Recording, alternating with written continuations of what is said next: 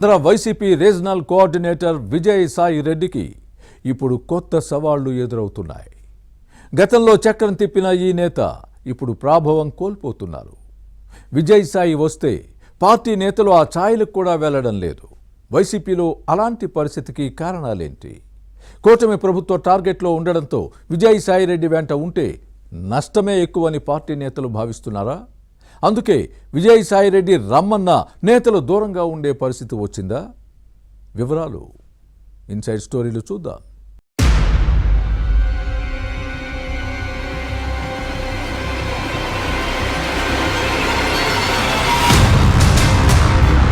పరిస్థితులు ఎప్పుడూ ఒకేలా ఉండవు.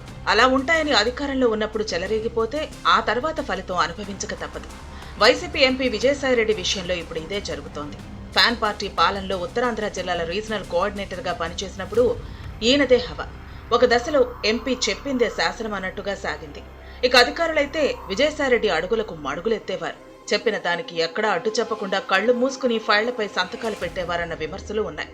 అప్పట్లో విశాఖలో తన కుటుంబ సభ్యులు, బంధువులు, బినామీల పేర్లతో విలువైన భూములు కొల్లగొట్టారని కూటమి నేతలు ఆరోపించిన విషయాన్ని గుర్తుపెట్టుకోవాలి. ఇక విశాఖ ఫ్యాన్ పార్టీ నేతలైతే విజయసాయిరెడ్డిని ఉత్తరాంధ్రకు ముఖ్యమంత్రిగా కీర్తించేవారు. బర్త్డే వచ్చిందంటే జగన్ కన్నా ఈయనకే ఎక్కువగా ప్రాధాన్యత ఇచ్చేవారు. విశాఖలో పెద్ద పెద్ద హోర్డింగ్స్ పెట్టి ఎంపీ కంట్లో పట్టానికి ప్రయత్నించేవారు.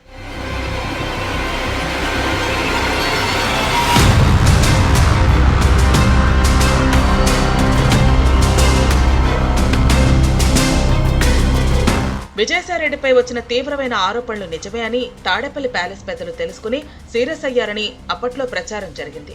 అందుకే ఉత్తరాంధ్ర రీజనల్ కోఆర్డినేటర్ బాధ్యతల నుంచి తప్పించారని అప్పట్లో ఫ్యాన్ పార్టీలో వినిపించింది. విజయసాయి స్థానంలో వైవి సుబ్బారెడ్డి వచ్చారు. ఆ తర్వాత మళ్లీ ఇప్పుడు విజయసాయిరెడ్డి ఉత్తరాంధ్ర రీజనల్ కోఆర్డినేటర్ అయ్యారు. అయితే ప్రస్తుతం సరికొత్త సవాళ్లు ఎదురవుతున్నాయి. పరిస్థితులు అంతగా అనుకూలించడం లేదని వైసీపీలో వినిపిస్తోంది. ఈ మధ్య 2 సార్లు విశాఖ వచ్చినప్పుడు కూడా పెద్దగా హంగామా హడావడి కనబడలేదు. ఫ్యాన్ పార్టీ అధికారం కోల్పోవడంతో చాలా మంది నేతలు పార్టీని విడిచి వెళ్లిపోయారు. మున్సిపల్ కార్పొరేటర్లు జనసేన, టీడీపీలో చేరారు.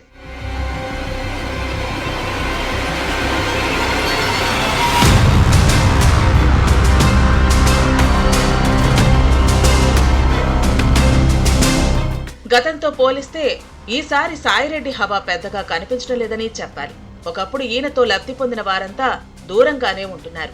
కనిపిస్తే ఎక్కడ టార్గెట్ చేస్తారోనన్న భయంతో ఈయన దృష్టిలో పడకుండా తప్పించుకుంటున్నారు. వైసీపీ పాలనలో తప్పు చేసిన వారి విషయంలో కూటమి ప్రభుత్వం చట్టబద్ధంగానే వ్యవహరిస్తోంది. ఈ పరిస్థితుల్లో ఫ్యాన్ పార్టీ ఉత్తరాంధ్ర జిల్లాల రీజనల్ కోఆర్డినేటర్ వెంట ఉంటే ఇబ్బందులు తప్పవన్న ఉద్దేశంతో దూరం జరుగుతున్నారు. పైగా విజయసాయిరెడ్డి దందాలు చేసినట్టు ఆరోపణలు వచ్చినా అవన్నీ లీగల్ గానే ఉన్నాయట. అధికారులు భయపెట్టి చట్టబద్ధంగా చేసుకున్నారని చెబుతారు. ఎక్కడైనా ఉల్లంఘనలు ఉంటే చర్యలు తీసుకునే అవకాశం ఉంటుంది. తప్పులు లేకపోతే అలాంటి వాటికి ఆస్కారం ఉండదు.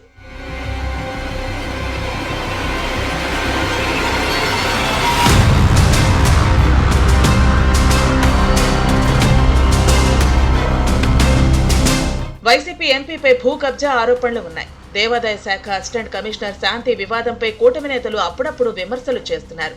తేనెతుట్ట కదిపినట్లు కదుపుతూనే ఉన్నారు.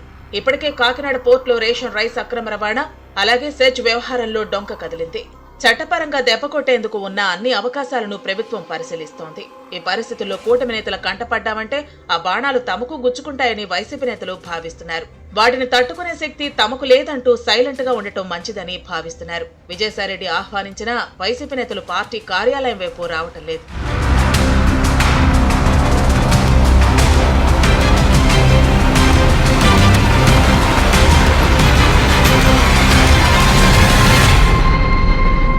ప్రస్తుతం ఫ్యాన్ పార్టీలో ఉన్న నేతలు గతంలో విజయసాయిరెడ్డికి కనిపించలేదు. వైసీపీ అధికారంలో ఉన్నప్పుడు కన్ను మిన్ను కానకుండా విర్రవీగి చోటా నేతలను చిన్నచూపు చూసిన రీజనల్ కోఆర్డినేటర్ కు ఇప్పుడు తామే దిక్కయ్యామా అంటూ క్వశ్చన్ చేస్తున్నారు. వైసీపీ అధికారం కోల్పోయిన తర్వాత గతంలో విజయసాయితో ఉన్న నేతలెవరూ ఇప్పుడు ఈయన వెంట కనిపించడం లేదు. ఇప్పటికైనా పార్టీ కోసం కష్టపడేవారని ఉత్తరాంధ్ర రీజనల్ కోఆర్డినేటర్ గుర్తించాల్సిన అవసరం ఉందని చెబుతున్నారు. పార్టీ అధికారంలో ఉన్నప్పుడు వాడుకుని పవర్ పోగానే వదిలేసే నేతలను పార్టీ నాయకత్వం గుర్తించాలని కోరుతున్నారు. గతంలో ఓ వెలుగిన విజయసాయిరెడ్డి ఇప్పుడు పూర్తిగా ప్రాభవం కోల్పోయారు. అప్పట్లో ఈయన గారు అధినేతకు ఏదైనా చెబితే ఇబ్బందులు తప్పవన్న భయం వైసీపీ నేతల్లో ఉండేది. కానీ ఇప్పుడు అంత సీన్ లేదు. పూలమ్మిన చోట కట్టెలమ్మటం అంటే ఇదేనేమో అని విజయసాయిరెడ్డిని ఉద్దేశించి కామెంట్స్ చేస్తున్నారు.